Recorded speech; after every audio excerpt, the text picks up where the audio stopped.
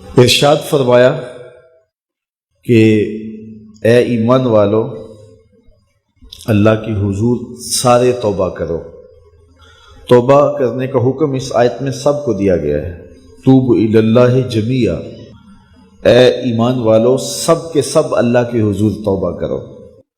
علامہ اسماعیل حقی نے یہاں بڑی خوبصورت بات لکھی۔ وہ فرماتے ہیں کہ اللہ تعالیٰ نے سب کو توبہ کا حکم دے کے گناہ گاروں کا پردہ رکھ لیا۔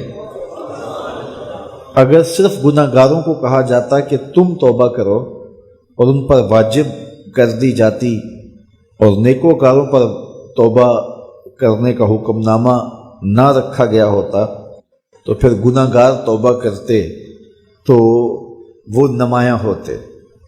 تو یہاں نیکوکاروں کو کہا گیا ہے کہ تم بھی توبہ کرو، بدکاروں کو کہا گیا ہے تم بھی توبہ کرو۔ نیک توبہ کریں گے تو درجے بلند ہوں گے، گناہ گار توبہ کریں گے تو گناہ معاف ہوں گے۔ اور رسول اللہ صلی اللہ علیہ وسلم نے کمال کرم فرمایا، حضور خود ایک دن میں 70 مرتبہ سے زیادہ استغفار کرتے تھے اور حضور نے اپنا عمل لوگوں کے لیے چھوڑا۔ تو اللہ تعالیٰ کی یہ کرم نوازی ہے، اس کی صفت ہے کہ وہ ستار ہے، وہ پردہ پوش ہے اور بندوں کو رسوا نہیں کرتا۔ تو اس طرح اجتماعی طور پہ توبہ کرنے کا اس نے ہمیں حکم دیا۔ توبہ ما قبل کے سارے گناہوں کو مٹا دیتی ہے۔ رسول کریم صلی اللہ علیہ وآلہ وسلم نے ارشاد فرمایا، التائب من الذنب کمن لا ذنب لہ، گناہ سے توبہ کرنے والا ایسا ہوتا ہے جس طرح اس نے گناہ کیا ہوا ہی نہیں ہے، اس کی زندگی پر کوئی گناہ ہے ہی نہیں۔ توبہ کرنے والا اس طرح گناہوں سے پاک ہو جاتا ہے جس طرح ابھی ماں کے پیٹ سے اس نے جنم لیا ہو۔ بلکہ فرمایا ہم ان کے گناہوں کو بدل کے نیکیوں میں تبدیل کر دیتے۔ تو جب گناہ بدل کے نیکیوں میں تبدیل ہوئے تو جتنا بڑا گناہ گار تھا اتنا بڑا نیکوکار ہو گیا، کیونکہ سارے کے سارے گناہ تبدیل ہو کے نیکیوں میں آ گئے۔ حضور علیہ السلام نے ارشاد فرمایا کل قیامت کے دن ایک شخص اللہ کی بارگاہ میں حاضر ہوگا اور اللہ تعالیٰ اس کو نامہ اعمال دے گا اور فرمائے گا اسے پڑھ۔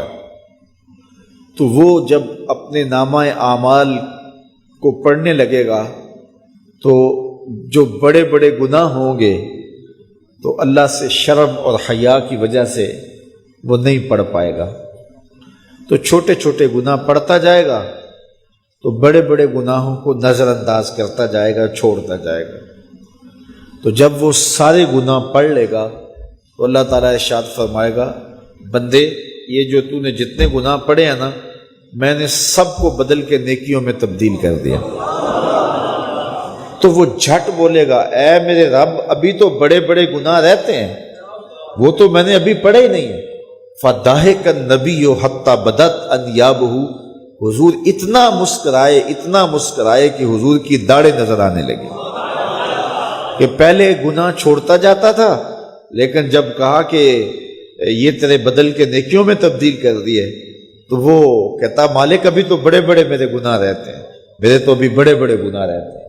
تو اللہ تعالیٰ گناہوں کو بدل کے نیکیوں میں تبدیل کرتا ہے، تو جتنا بڑا گناہ گار ہوا اتنا بڑا نیکوکار ہوا، اور یہ اللہ کے لیے کوئی مشکل نہیں ہے۔ وہ سارے گناہوں کو معاف کر دے، اس کے لیے کیا مشکل ہے؟ اگر سمندروں کی جھاگ سے بھی زیادہ گناہ ہے، رب کہتا ہے میری چوکھٹ پہ آؤ تو صحیح، دامن پھیلاؤ تو صحیح، میری دہلیز پہ آؤ تو صحیح، میں تمہارے سارے گناہ معاف کر دوں، بلکہ بدل کے نیکیوں میں تبدیل کر دوں۔ حضرت عمر کا زمانہ ہے، آپ جانتے ہاتھ میں کوڑا رکھتے تھے، تو آپ جا رہے تھے، ایک شرابی تھا ہاتھ میں، اس نے بوتل شراب کی پکڑی تھی، گلی کا موڑ کاٹا اس نے تو آگے حضرت عمر نظر آئے۔ حضرت عمر تو موقع پہ سزا دیتے تھے، ہاتھ میں درہ پکڑا ہے تو اس نے دل ہی دل میں کہا مالک عمر کے قہر سے بچا لے، پکی توبہ کرتا ہوں آج کے بعد شراب نہیں پیوں گا، اور جلدی سے وہ شراب کی بوتل بغل میں دبا لی۔ حضرت عمر بھی سر پہ پہنچ گئے اور جھڑک کے کہا کہ یہ تیرے پاس کیا ہے؟ تو ڈرتے ہوئے کہا حضرت سرکہ ہے. تو عمر تھے، کہا نکال. تو جب نکالا تو واقعی سرکہ ہو گیا تھا. جو رب شراب کو سرکے میں بدلنے پہ قادر ہے، وہ رب گناہوں کو نیکیوں میں بدلنے پہ بھی قادر ہے. تو اس کے در پہ کوئی آئے تو صحیح، جھولی پھیلائے تو صحیح. ہم تو مائل بکرم ہیں، کوئی سائل ہی نہیں. راہ دکھلائیں کسے، راہ روے منزل ہی نہیں. کوئی اس کی دہلیز پہ تو آئے، اس کی چوکھٹ پہ تو آئے.